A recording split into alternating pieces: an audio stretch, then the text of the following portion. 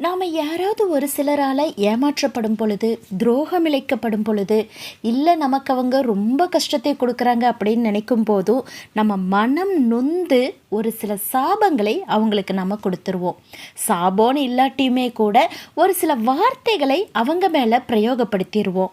இது நாம அறிஞ்சு திட்டமிட்டு செய்யாட்டியுமே கூட நம்ம மனசு நொந்து ஒரு சில வார்த்தைகள் வரத்தான் செய்யுது. அதே மாதிரி நம்மளை பகைமையாக நினைக்கிற நிறைய பேர் நமக்கு சாபங்களும் கொடுத்துருப்பாங்க.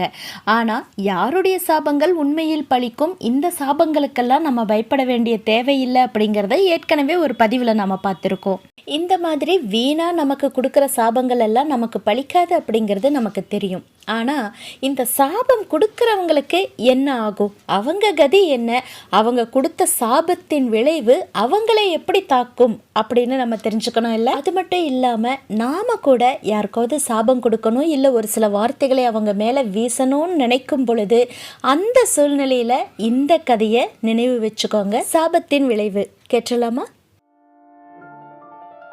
இது பாசிட்டிவ் விங்ஸ். நான் பேரன்புடன் நிலானி. சுதீவர் அப்படிங்கிற ஒரு முனிவர் ஒரு அடர்ந்த காட்டுக்குள்ள தவம் செய்துக்கிட்டு இருக்காராம். இவர் ரொம்ப கோபக்கார முனிவராம். இவருக்கு கோபம் வந்தா அடுத்த நொடியே தாராளமாக சாபம் கொடுத்துருவாராம். எதை பற்றியுமே யோசிக்க மாட்டாராம். கோபம் வந்தா சாபம், இதுதான் இவருடைய வேலையாக இருந்துச்சாம். இப்படி நிறைய பேருக்கு அவர் சாபமும் கொடுத்துருக்காரு. அதே சமயத்தில் தவ வலிமை நிறைந்து காணப்பட்ட முனிவர் தான் இவர். சதா சர்வ காலமும் தவம் செய்துக்கிட்டே ஆழ்ந்த நிலை தியானத்திலேயே இருப்பாராம். இப்படியான இவருடைய தவ வலிமையினாலேயே இவர் கொடுக்கிற சாபங்கள் எல்லாம் உடனே பழிச்சிருமாம். அன்னைக்கும் அவர் அந்த அடர்ந்த காட்டுக்குள்ள அந்த பேரமைதியான இடத்துல உட்கார்ந்து ஆழ்ந்த நிலை தியானத்துல இருக்காரு. அப்போ அந்த சமயத்துல அந்த காட்டுக்குள்ள 2 நண்பர்கள் நடந்து வந்துட்டு இருக்காங்களாம். இவங்க 2 பேரும் பேசிக்கிட்டே வரும்போது அதுல ஒருத்தர் திடீர்னு மயங்கி கீழே விழுந்துடுறாராம்.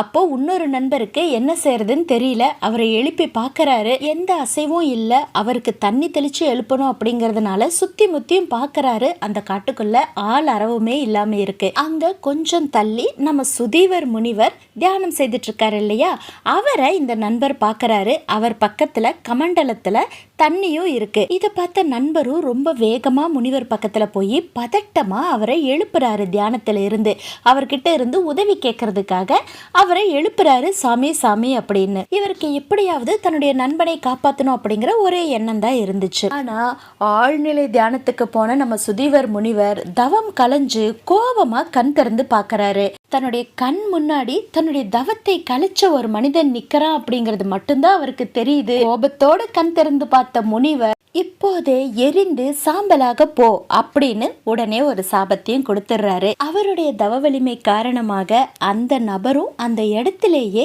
எரிஞ்சு சாம்பலாயிடுறாரு. இது இப்படி நடந்துட்டு இருக்கும் பொழுது இந்த சத்தம் கேட்டு மயங்கி விழுந்திருந்தார் இல்லையா இவருடைய நண்பர், அவர் மயக்கம் தெளிஞ்சு எந்திரிச்சு பார்க்கறாரு. அப்பதான் அவருக்கு என்ன நடந்திருக்குங்கிறது புரியுது.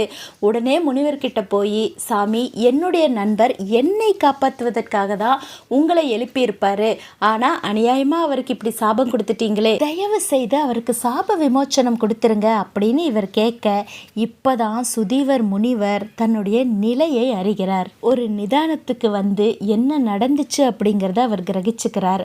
தன் நண்பனை காப்பாற்றுவதற்காக அந்த பதட்டத்தில் தான் என்னை வந்து எழுப்பிட்டா அப்படிங்கிற உண்மை சுதீவருக்கு புரியுது. அநியாயமாக நாம் சாபம் கொடுத்துட்டோம் அப்படிங்கிறதையும் அவர் உணர்ந்துக்கிறாரு. ஆனால் இவருக்கு சாபம் கொடுக்க தான் தெரியுமோ தவிர சாபத்தில் இருந்து மீட்க தெரியாது, சாப விமோசனம் கொடுக்க தெரியாது. இந்த விஷயத்த அந்த நபருக்கு சொல்லிட்டு அங்கிருந்து கடந்து போகிறாரு. நேராக தன்னுடைய குருவான சுசாந்தர் முனிவரை பார்க்க போகிறாரு. இந்த மாதிரி ஒரு தவறு நடந்துருச்சு, நான் என்ன பண்ணணும், இதுக்கு என்ன தீர்வுன்னு கேட்கறதுக்காக அந்த முனிவரை பார்க்க போகிறாரு. விஷயத்தையெல்லாம் கேட்ட சுசாந்தர் முனிவர் சொல்கிறாராம், விஷ்ணுபுரத்தில் மாதவன் அப்படிங்கிற ஒரு பெரும் புண்ணியசாலி இருக்காரு. இல்லற துறவியான அவர்கிட்ட போனீங்கன்னா உன்னுடைய பிரச்சனைக்கு ஒரு தீர்வு கிடைக்கும் அப்படின்னு சொல்லி அனுப்பி வைக்கிறாரு. இவரும் விஷ்ணுபுரத்தை நோக்கி போகிறாரு. ஆனால் போகிற வழியெல்லாம் இவருக்கு மனசில் குழப்பமும் சந்தேகமும் இருக்குது. நடுக்காட்டுல ஆழ்நிலை தியானம் செய்கிற என்னை விட ஒரு இல்லற துறவியான இவருக்கு எப்படி இவ்வளோ சக்தி கிடைக்கும் அப்படின்னு ஒரு சந்தேகத்தோடையே அவரை பார்க்க விஷ்ணுபுரம் போறாரு. அங்க போய் மாதவனையும் சந்திக்கிறாரு. அவர்கிட்ட நடந்ததையெல்லாம் சொல்லி, என்னுடைய குருவான சுசாந்தர் தான் என்ன உங்ககிட்ட அனுப்பிச்சு வச்சாரு, உங்களை ஒரு பெரும் புண்ணியசாலி அப்படின்னு அவர் குறிப்பிட்டு சொன்னாரு. வெறும் இல்லற துறவியா இருக்கிற உங்ககிட்ட இவ்வளவு புண்ணியம் எப்படி வந்துச்சு, இந்த புண்ணியங்களை அடைவதற்கு நீங்க என்ன செஞ்சீங்க அப்படின்னு இவர் கேட்குறாரு. அதுக்கு மாதவன் சொல்றாரு, நான் பெருசா எதுவும் செய்யல. அதிகாலையில கண் விழிச்சு என்னுடைய தினசரி கடமைகளை செய்ய தொடங்குவேன்.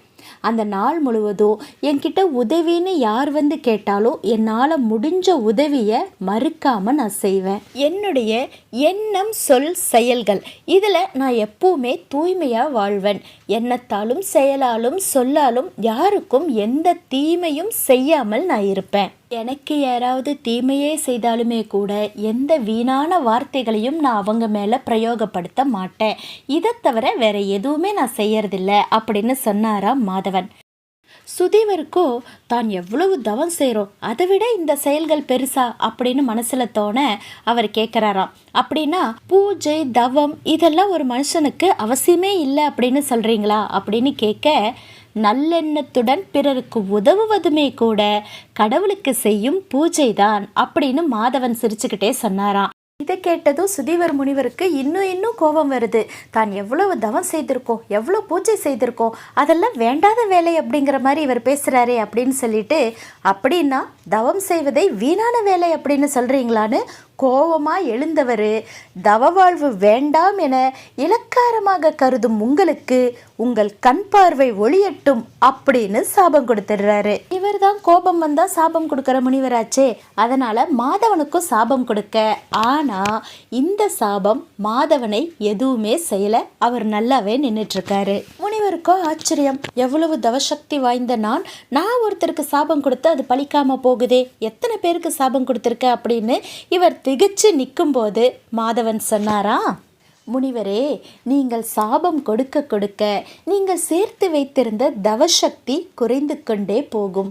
பலருக்கும் சாபம் கொடுத்ததால் உங்களுடைய தவசக்தியை முழுவதுமாக இழந்து விட்டீர்கள்.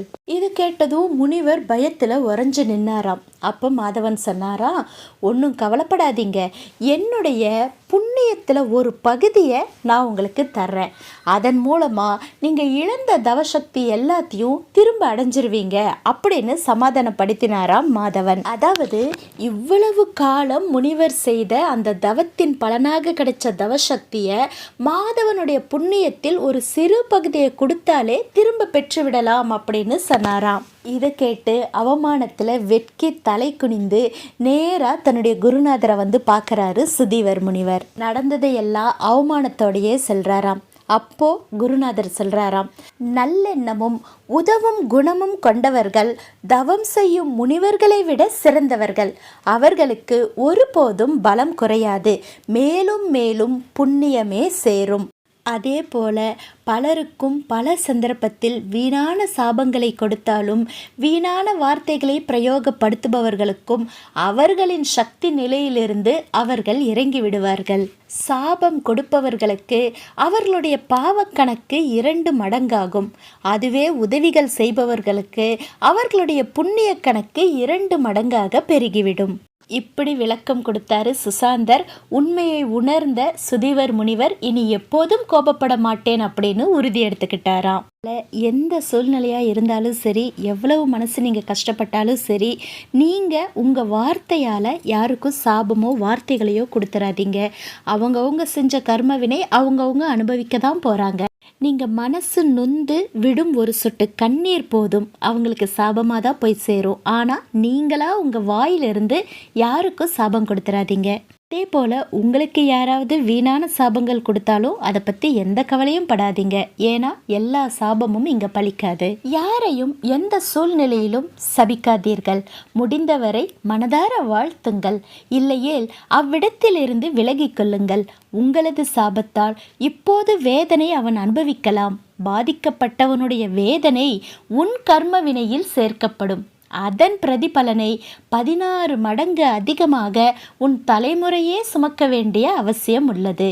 சாபம் கொடுத்தால் வம்ச பாவம் சேரும். பேசும்போது கவனமாக இருக்கலாம்.